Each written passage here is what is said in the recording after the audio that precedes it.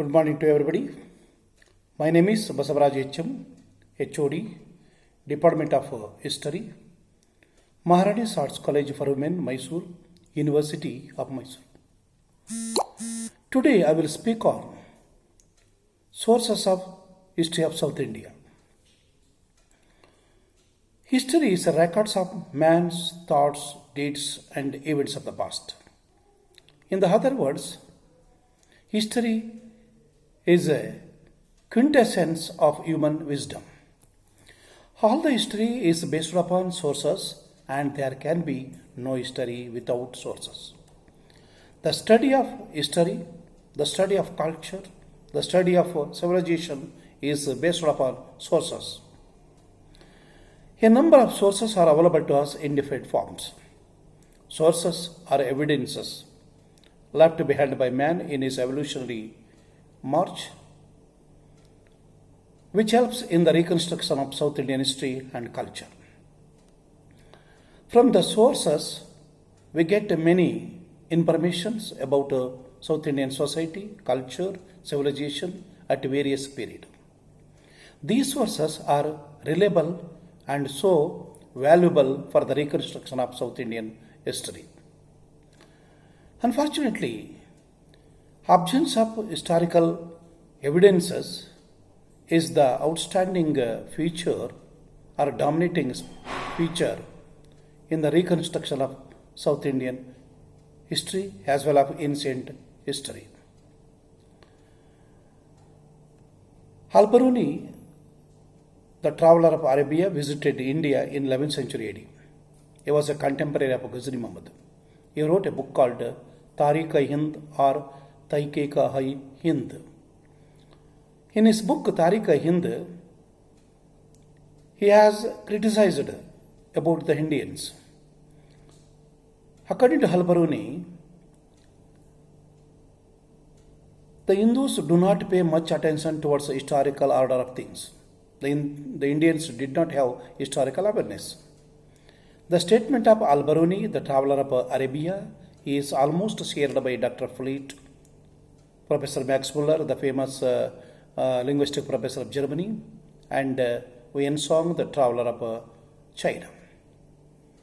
But the statement of Al-Biruni, Dr. Fleet, Wensong, and Max Muller is too narrow, because the Battle of Ten King has been mentioned in Rig Veda.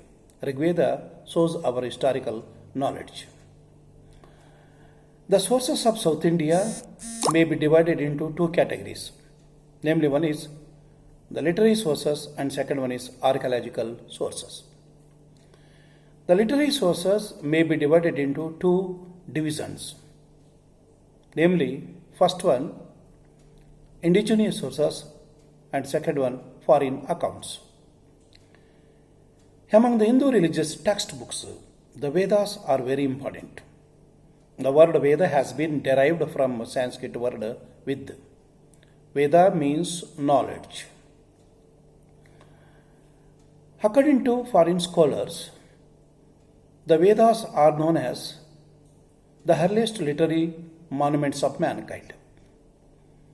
But unfortunately, the Vedas do not provide direct information about South Indian history, culture, and civilization. But some Vedas contains a little bit of historical information about South Indian history and culture. Among them, in that first one, Rig Veda. The word Dakshinapatha has been mentioned in Rig Veda. The earliest Aryan references to the Deccan are to be found in the Brahmanas and Aranyakas. According to Aitareya Brahmana, Vishwamitra had 50 sons. The 50 sons of Vishwamitra were driven out from Aryavarta and they settled in the southern part of India region, and they gradually became very popular in the names of Andhras, Pulindas, Sabaras, and Matibas. Aitareya Brahmana has mentions the Vedic Rishi Vishwamitra condemning his 50 sons to an excommunicated like behind Aryavarta in the south and referring to them as the Dasyus, an expression which includes in the name of Andhras, Pulindas, Sabaras and Matibas. Aitareya Brahmana speaks of the Cheras as the Cherapada. Another important historical evidence to relate to the history of South India is that Dharma Shastra. Dharma Shastra was written by Bodhayana. Dharma Shastra Bodhayana refers to different social and religious practices of Sadharans. Another outstanding or remarkable historical document to rewrite the history of South India is that Ramayana. Ramayana was written by Valmiki. It was written in Sanskrit languages. It is known as Adikavya. Ramayana contains 24,000 verses or slokas divided into 7 kandas. Ramayana tells us about the battle between Rama and Ravana of Sri Lanka. Ramayana throws light upon South Indian culture, topography of South India, and Lanka civilization.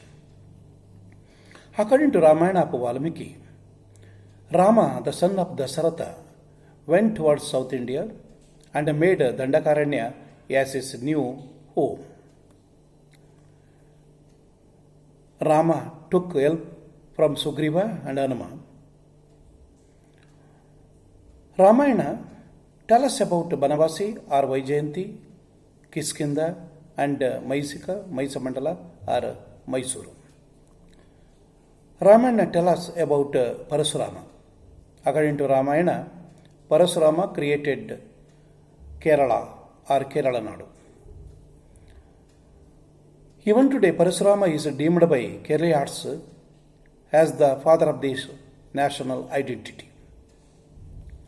Another outstanding or remarkable evidence to relate to the history of South India is that Mahabharata. Like Vedas, Mahabharata do not provide direct information about South Indian history, culture and civilization. But Sabha Parva of Mahabharata throws light on some monarchs of South India. According to Sabha Parva, Cholas and Cheras played a remarkable role in the battle of Kurukshetra.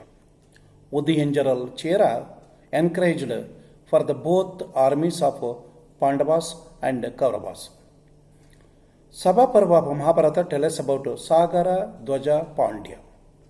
It tells us about Hanagal and Chitrangade of Manipura of Chamarajanagar district. Another outstanding historical document to relate to the history of South India is that Puranas. All the Puranas were written in Sanskrit languages. Puranas were given historical importance or significance by E. Pargitar, the famous historian of England. There are 18 Puranas in number. All the Puranas have been written in future tense. Out of 18 Puranas, only Matsya Purana, Vayu Purana, Vishnu Purana and Garuda Purana throws light upon lineage of Satavahanas. According to Matsya Purana, more than 30 rulers of Satavahana dynasty ruled Satavahana Empire for about 450 years.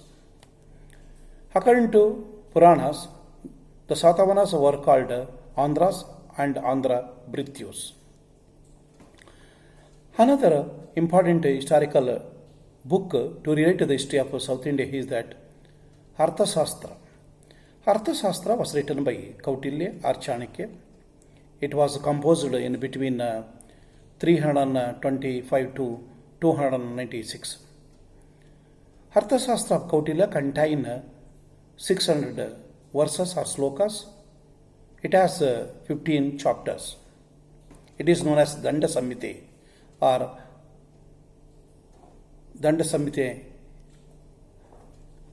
Arthashastra throws light on pearl fisheries of Pandya kingdom, and also it gives us valuable information about Brahmadhana or Brahmadeya of South India, economic prosperity of South India, trade progress of South India, highways of South India, mines of South India, cotton cloths of South India, precious things of South India.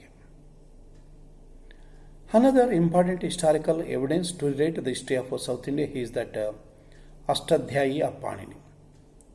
Ashtadhyayi was written by Panini. Panini was a Sanskrit grammarian. Panini, the Sanskrit grammarian, does not seem to know South India, but he has mentioned Kalinga and some states of Narmada River Valley.